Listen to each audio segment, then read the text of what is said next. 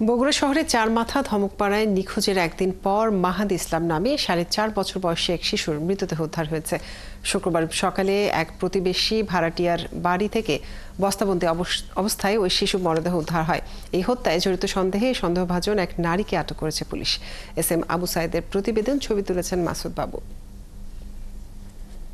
Hotel ব্যবসায়ী শফিকুল ইসলামের সবচেয়ে ছোট সন্তান 4.5 বছরের মাহাদি নিখোঁজ হয় বৃহস্পতিবার বেলা 11টার পর। পুলিশ জানায়, শুক্রবার সকালে তাহমিনা নামের এক নারীকে একটি বস্তার পাশে সন্দেহজনকভাবে ঘোরাফেরা করতে দেখে এলাকার লোকজন। প্রথমে তারাই বস্তা খুলে নিখোঁজ শিশুর মরদেহ দেখতে পেয়ে পুলিশে খবর দেয়। পরে ক্ষুব্ধ লোকজন তাহমিনাকে মারধর করে তুলে দেয় পুলিশের হাতে। মহিলা নাকি পালিয়ে যাচ্ছে, তো তখন সবাই আশেপাশে যায় ওনাকে ধরছে।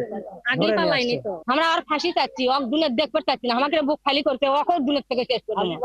আপনারা ন্যায্যভাবে বিচার করেন, ন্যায্যভাবে আপনারা পত্রিকায় দেন, এটা আমি চাই, আমরা চাই সবাই। মাহাদির মা জানান, তাহমিনার সঙ্গে মাহাদির পরিবারের আত্মীয়তা ছিল।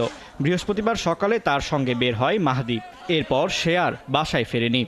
কখন দেখছিল মিথ্যা না, আমি বিস্কুট কিনে দিয়ে হ্যাঁ এসে গোসল করছি, বলে পায়খানা ঘুষিয়েছি, এতক্ষণ ছেলের খোঁজ করেননি, এটাই করছে আমার। যাই যাই সাথে আসলো আর সগলিরি আমরা হাসি চাই, কেউ যেন বেঁচে না থাকে, পুলিশ জান না লে যাওয়া পারে, আমরাই মারবো। এরই মধ্যে তাহমিনার বাসা থেকে একটি চিরকুট উদ্ধার করেছে পুলিশ। এতে লেখা ছিল 5 লাখ টাকা মুক্তিপণ দিতে হবে।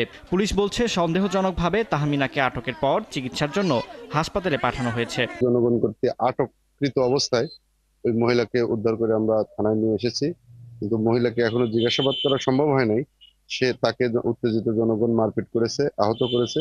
তাকে আমরা হসপিটালে পাঠিয়েছি। সে সুস্থ হলে আমরা তাকে জিজ্ঞাসাবাদ করব এবং ঘটনাস্থলে গিয়ে পারিপার্শ্বিকভাবে তদন্ত করে আমরা এটা বের করব যে আসলে ওই মহিলা তাকে নিহত করেছে এবং কেন করেছে এবং কিভাবে করেছে। এদিকে শিশুর এমন মৃত্যুতে ক্ষোভ জানিয়েছে এলাকাবাসী। পাশাপাশি সুষ্ঠু তদন্ত করে হত্যাকারীর বিচার দাবি করে তারা।